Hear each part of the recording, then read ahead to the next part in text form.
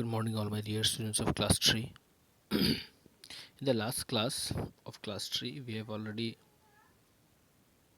started the new lesson अनोखी चिड़िया। तो चलिए, जहाँ से मैंने आपको छोड़ा था आखिरी क्लास में, वहीं से हम शुरू करते हैं। उससे पहले मैं आपको थोड़ा सा रिकैप दे देता हूँ, रिवीजन करवा देता हूँ कि आखिरी क्लास में हमने क्या किया था। तो हम इस पार्ट में अनोखी चिड़िया के बारे में जान रहे हैं। अनोखी चिड़िया मतलब जो अनोखी हो, जो सबसे अलग हो, दूसरी चिड़िया जैसी ना हो। तो इस पार्ट में हम कीवी नाम की चिड़िया में पढ़ रहे थे, जो कि न्यूजीलैंड में पाई जाती है। तो चलिए हम शुरू करते हैं।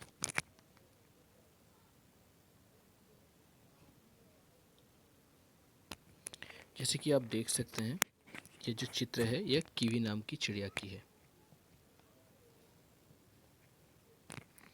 तो इस पार्ट में हमने पिछले दिन पढ़ा था कि किस तरह एक परिवार है जिसमें रानी नाम की एक लड़की है और मोहित नाम का एक लड़का है, जो कि दोनों भाई बहन हैं। और उनके राजन चाचा ने उनके लिए एक पत्र भेजा है न्यूजीलैंड से, जहाँ पे उन्होंने एक अ, कीवी नाम के जो पक्षी है उसके बारे में भी बताया है। और पोस्ट कार्ड में जो टिकट लगता है उस पर भी कीवी की चित्र देखकर वे दोनों बच्चे बहुत आश्चर्यचकित हो गए और अपने पिताजी से पूछताछ कर रहे थे कीवी के बारे में। तो चलिए जानते हैं। तो देखिए क्या लिखा है चित्र में। रानी बड़े ध्यान से पिक्चर पोस्टकार्ड पर बने कीवी के चित्र को देख रही थी। कीवी लगभग चूजों के नाप की थी। उसका शरीर गोल मटोल था और हल्के भूरे रंग के पंखों से फूला हुआ था। उसकी चोंच लंबी और पैनी थी, जबकि टांगे छोटी छोटी। उसके पर नन्हे नन्हे थे और दुम तो बिल्कुल गायब। कीवी की नाक चोंच के साथ जुड़ी हुई थी। तो इस पैराग्राफ में कीवी जो पक्षी है उसका वर्णन किया गया है कि इसका शरीर कैसा था। उसके पूरे शरीर पर भूरे रंग के, भूरे का अर्थ है भूरा कौन सा रंग होता है, ब्राउन कलर को हम भूरा कहते हैं। भूरे रंग के छोटे छोटे पंखों से फूला हुआ था। उसकी चोंच लंबी और पैनी थी, जबकि टांगे उसकी छोटी छोटी। उसके पर नन्हे नन्हे, उसके जो पर है, पर का अर्थ होता है पंख, विंग्स, छोटे छोटे थे। और दुम तो बिल्कुल गायब थी। दुम मतलब टेल, टेल बिल्कुल गायब थी, टेल थी ही नहीं। कीवी की नाक चोंच के साथ जुड़ी हुई थी। यह जो चित्र है, इस चित्र पर आप देख सकते हैं कि जो रानी नाम की जो लड़की है वो किस तरह उस पोस्ट कार्ड पर कीवी नाम के पक्षी को ध्यान से देख रही है। रानी ने पास खड़े मोहित से कहा, मोहित भैया देखो, इस कीवी की नाक चोंच के कितने पास लगी हुई है। मैंने तो किसी भी चिड़िया की नाक चोंच से जुड़ी हुई नहीं देखी। तो रानी अपने भैया मोहित को कह रही है कि मोहित भैया देखो, इस कीवी का जो नाक है यह चोंच से एकदम जुड़ा हुआ है, और मैंने आज तक ऐसी कोई चिड़िया नहीं देखी जिसका नाक चोंच से जुड़ा हुआ हो। तो इस चित्र पर आप देख सकते हैं कि पिताजी अपने दोनों बच्चों के साथ कुछ बातें कर रहे हैं। तो चलिए जानते हैं क्या बातें कर रहे हैं। मोहित ने पापा से पूछा, ऐसा क्यों है पापा? पापा बोले, कीवी घने जंगलों में रहती है, जहाँ वह केचुए, कीड़े मकोड़े और कंदमूल खाती है। उसकी लंबी नाक उसे अपना खाना ढूंढने में सहायता देती है। कीवी अपनी नाक से सूंघकर खाना पहचानती है। तो मोहित ने अपने पापा से पूछा कि ऐसा क्यों है कि जो कीवी का जो चोंच है उस पर ही उसका नाक लगा हुआ है। तो पापा ने उसका उत्तर इस तरह से दिया कि कीवी घने जंगलों में रहती है, जहाँ वह केचुए, कीड़े मकोड़े और आदि कंदमूल खाते हैं। कंदमूल मतलब जो मिट्टी के अंदर, ज़मीन के अंदर पकड़ने वाले फल है या फिर सब्जियां हैं, उन्हें कंदमूल कहते हैं।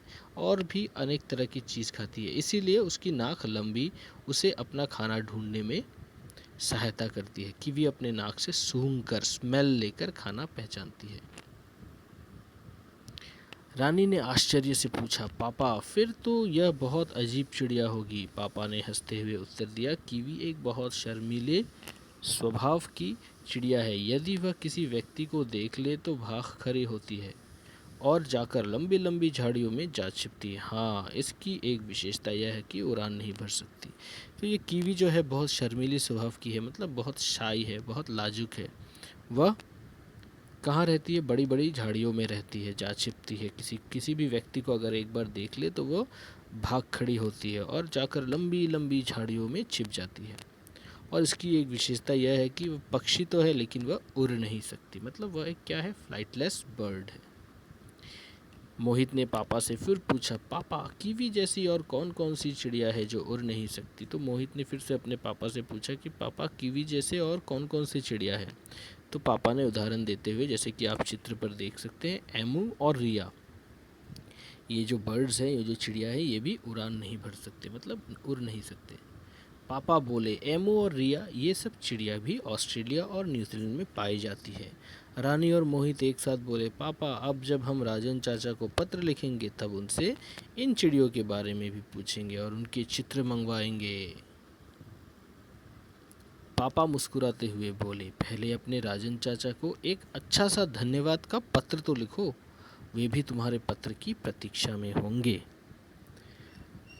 तो मोहित और रिया ने जैसे ही एमू और मोहित और रानी ने जिस तरह से जैसे ही एमू और रिया नाम की और पक्षियों के बारे में जाना जो कि उड़ नहीं सकती, तो उन्होंने कहा पापा से कि हम राजन चाचा से इनके बारे में भी पूछेंगे। तो पापा ने उत्तर दिया कि पहले उनको एक धन्यवाद पत्र लिखो, वे तुम्हारे पत्र की प्रतीक्षा वेट कर रहे होंगे। तो इसी के साथ हमारा यह पाठ समाप्त होता है। तो चलिए हम शब्द अर्थ करते हैं।